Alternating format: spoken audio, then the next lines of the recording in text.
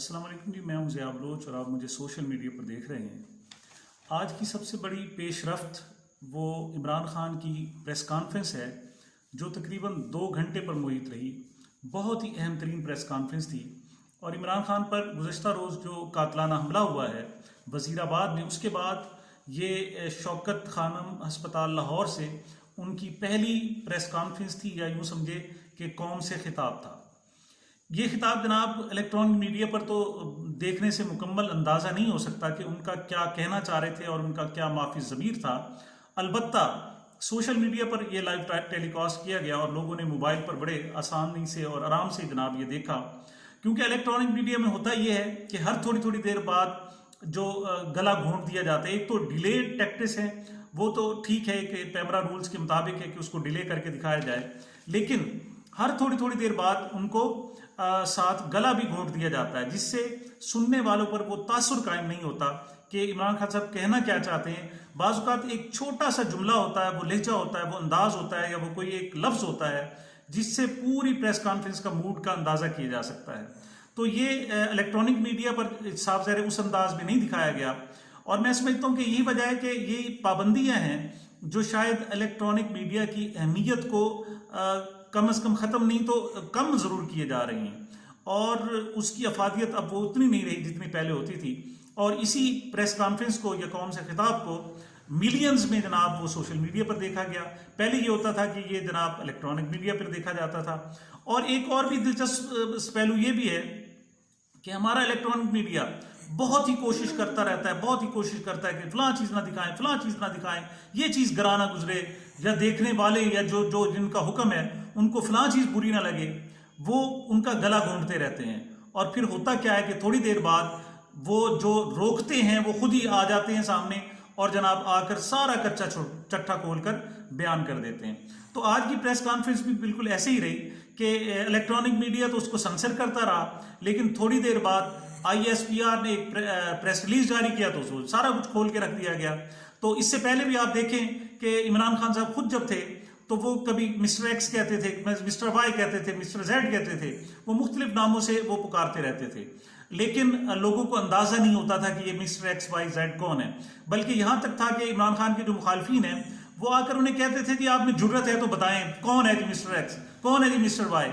तो इमरान खान ने तो नहीं बताया, लेकिन जो मिस्टर एक्स थे, मिस्टर वाई थे, या जो भी थे XYZ थे, उन्होंने आकर खुद ही प्रेस कॉन्फ्रेंस कर दी और लोगों को पता चल गया। बिल्कुल ऐसे ही है जैसे इमरान खान अक्सर अपने जलसों में कहते थे कि एक शख्स जब इस्लामाबाद में आया है और अपॉइंट हुआ है तो उसके बाद से लोगों को नंगा करना शुरू कर दिया गया है, सहाफियों को नंगा किया जा रहा है, बुजुर्ग शहरियों को नंगा किया जा रहा है। तो उस वक्त अंदाजा नहीं हो रहा था, लेकिन बाद में ये सब कुछ खुल खुला के आ गया। खासतौर पर अब जब आजम स्वाति ने खासतौर पर प्रेस कॉन्फ्रेंस की तो उन्होंने कहा कि 2 लोग हैं जो मुझे बेलिबास करने में मुलव्विस हैं। उनने मेजर जनरल फैसल नज़ीर का नाम ले लिया और सेक्टर कमांडर ब्रिगेडियर फ़हीम साहब का भी नाम लिया। तो इमरान खान भी जो कुछ अर्सा पहले तक XYZ कहा करते थे, अब उन्होंने खुलकर जनाब नाम लेना शुरू कर दिए और शहरियों को मालूम होने लगा है कि वो कौन सा है जनाब किरदार जो इस किस्म की बातें कर रहा है। जी, ये 2 घंटे की जनाब प्रेस कॉन्फ्रेंस थी और मैं तो इसे जाती तौर पर इंतहाई मुतवाजिन किस्म की प्रेस कॉन्फ्रेंस करूंगा। देखें, इमरान खान साहब की सारी सूरत हाल, सारी गुफ्तगू सुनकर उससे पहले ये सोचा जा रहा था कि जब इमरान खान साहब अपनी इस हमले के बाद, अटैक के बाद शायद जब प्रेस कॉन्फ्रेंस करेंगे तो बहुत ज़्यादा वायलेंट होंगे, बहुत ज़्यादा जनाब वो गुस्से में होंगे, बहुत ज़्यादा जनाब उनका पारा हाई होगा। लेकिन ऐसा नहीं हुआ। उन्होंने बड़े कूल अंदाज में उन्होंने जनाब अब 2 घंटे की जो प्रेस कॉन्फ्रेंस है उसको जनाब हम समराइज करें तो उन्होंने वो 6 महीने के जो वाकयात थे एक एक करके गिनवाए।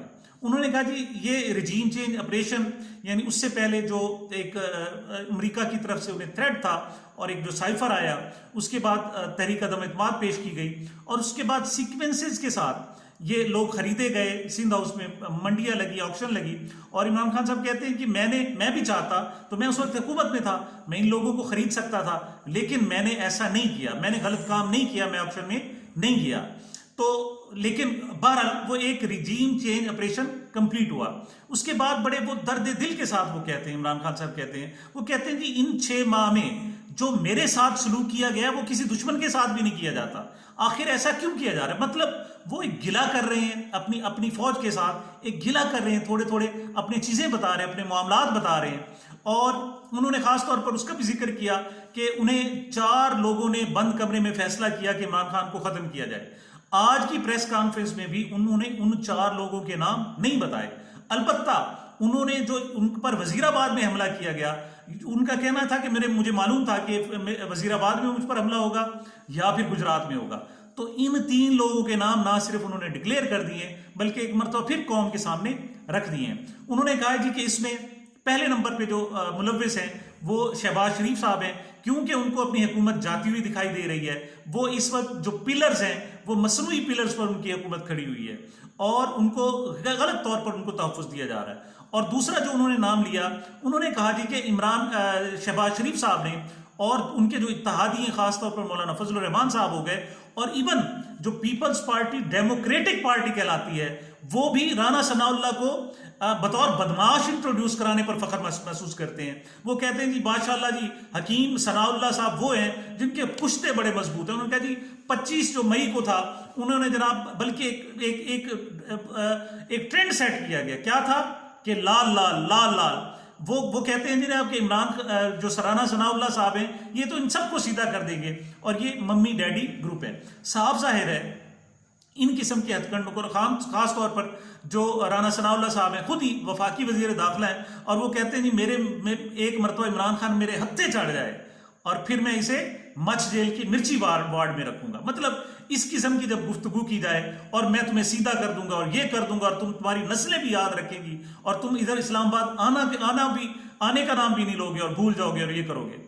मिसाल के तौर पर जब आप इस तरह वायलेंट हो जाएं, वायलेंस को आप जनाब मुतारिफ करवाएं, जब आप ये देखें कि मैं सियासतदानों से बात नहीं कर रहा बल्कि किसी मुल्क दुश्मनों के साथ बात कर रहा हूं, तो साफ ज़ाहिर जवाब भी रद्द अमल ऐसा होगा।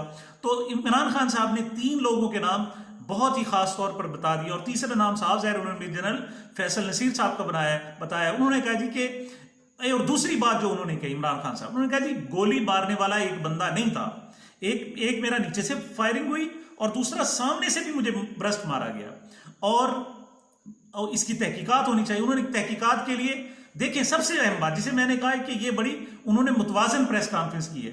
मुतवाज़िन प्रेस कॉन्फ्रेंस में इस वजह से कह रहा हूं कि इस वक्त भी वो इदारों पर अदम एतमाद नहीं कर रहे। एक होता है ना कि हम आप पर एतमाद नहीं करते, ऐसा नहीं है। वो अब भी एतमाद कर रहे हैं। वो आर्मी चीफ जनरल कमर जवेद बाजवा साहब से रिक्वेस्ट कर रहे हैं कि प्लीज इसकी आकर तहकीकात कराएं। वो इस वक्त चीफ जस्टिस से दरखास्त कर रहे हैं कि आए जी इसकी तहकीकात कराएं, और उसके मुकाबले में ठट्ठा माहौल बनाया जा रहा है। मतलब एक शख्स कत्ल हो गया है और तीसरा दिन है उसकी लाश पड़ी हुई है। अभी तक साबिक वजीर आजम और इस असेंबली से 12 मरतबा 12 सीटों पर मुंतखब होने वाला एक MNA और साबिक वजीर आजम और मुल्क की सबसे बड़ी पार्टी का जो सरबराह है, वो अभी तक मुकदमा तक दर्ज नहीं कर सका। और वो कहते हैं जनाब जब तक मुकदमा दर्ज नहीं होगा उस वक्त तक मुअज्जम गोंदल का चूंकि पोस्टमार्टम नहीं हो सकता, लिहाजा उसकी तदफीन अभी तक रुकी हुई है। तो ये सूरत हाल है। लेकिन मैं समझता हूं कि इमरान खान साहब ने जो आज की गुफ्तगू की है वो पॉइंट ऑफ नो रिटर्न तक अभी नहीं पहुंचे। अभी भी उन्हें बहुत सारी लचक दिखाई है। और दूसरी बात कि उन्होंने अपने लॉन्ग मार्च को मौखर करने का ऐलान किया। देखें ये तो बड़ा था क्या कि इमरान खान का जो लॉन्ग मार्च था वो शायद नवंबर के एंड में होने वाले एक वाकये से रिलेट करता है, और पहले उनको अंदाजा था कि शायद जल्दी जल्दी इसका अनाउंसमेंट कर दी जाए और उसके सीक्वेंसेस होंगे और कुछ चीजें मामलात होंगे। तो अब वो कहते हैं आराम करें, देखें तिल देखो और तिल की धार देखो। वो आराम कर रहे हैं। वो कहते हैं जी मैं पड़ा हुआ हूं जनाब, और मैं जिस दिन ठीक हुआ मैं लॉन्ग मार्च का ऐलान कर दूंगा और मेरा लॉन्ग मार्च चलेगा और मैं इस्लामाबाद में लोगों को बुला लूंगा। एक बात मैं कह दूं कि इमरान खान साहब इतने कम हौसले के नहीं हैं। वो मुनासिब वक्त की तलाश में है, और ये हादसा, ये गोलियां, उनके जो पाँव में 4 गोलियां लगी हुई हैं टांगों में, उन्होंने उनको वक्त दे दिया है। अब जिस वक्त भी उनकी टांगों की इजाजत नहीं है, वो इसके बगैर भी इस व्हील चेयर पे भी जा सकते हैं और कौम की क़यादत कर सकते हैं। लेकिन वो अब मुनासिब वक्त के इंतजार में है जब होगा वो इस्लामाबाद की तरफ लोगों को बुला लेंगे। लेकिन मैं समझता हूं कि आज की प्रेस कॉन्फ्रेंस में उन्होंने जो बॉल है वो इदारों के कोर्ट में डाल दी है। वो साफ ज़ाहिर हुकूमत पर तो इत्माद नहीं कर रहे, वो अदम इत्माद कर रहे हैं, लेकिन इदारों पर ना सिर्फ उन्होंने इत्माद किया है बल्कि गेंद उनकी कोर्ट में डाल दी है। अब मैं समझता हूं कि हमारे जो मुल्क का एक जो मैच्योर हमारी क़यादत है, और ख़ास तौर पर जो पाकिस्तान का दर्द दिल रखने वाली क़यादत है, वो चाहे अदलिया से हो चाहे हमारी इस्टेब्लिशमेंट से हो, उन्हें चाहिए कि वो सामने आए और आकर इस मामले को सॉल्व करें। क्योंकि अगर ये बिखर गया और ये ख़राब हो गया तो ये ना सिर्फ मुल्क के लिए बल्कि बहुत कुछ लोगों के लिए, अदारों के लिए, तहरीक इंसाफ के लिए और ख़ुद पाकिस्तान के लिए बहुत नुकसान होगा। जी मिलते हैं इंशाअल्लाह अगले व्लॉग में। मुझे अपनी दुआओं में याद रखिएगा, मेरे इस चैनल को भी अपनी मोहब्बतों में याद रखिएगा। अल्लाह हाफिज़।